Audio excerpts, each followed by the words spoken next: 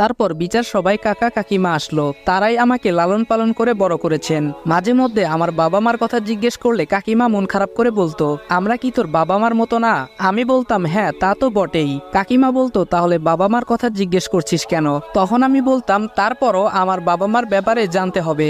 কাকিমা বলতো আমি চাই না তোর বাবা মার অতীত কাহিনী বলে তোর মনটা খারাপ করতে, এর জন্যই তো বিষয়টা গোপন রাখছি, বুঝতে পারছিস না কেন?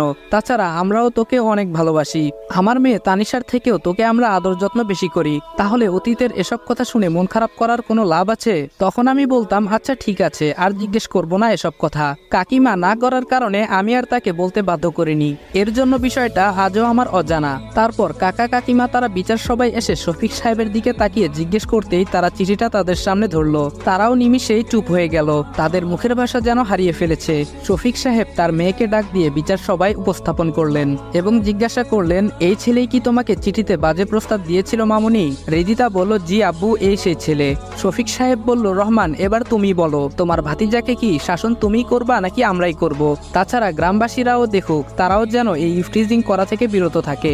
আপনাদের যা ভালো মনে হয় তাই করুন। কাকা এই বলে চোখের পানি মুছে কাকিমাকে নিয়ে চলে আসলো, আর আমি ওখানে অসহায়ের মতো মাটির দিকে তাকিয়ে রইলাম।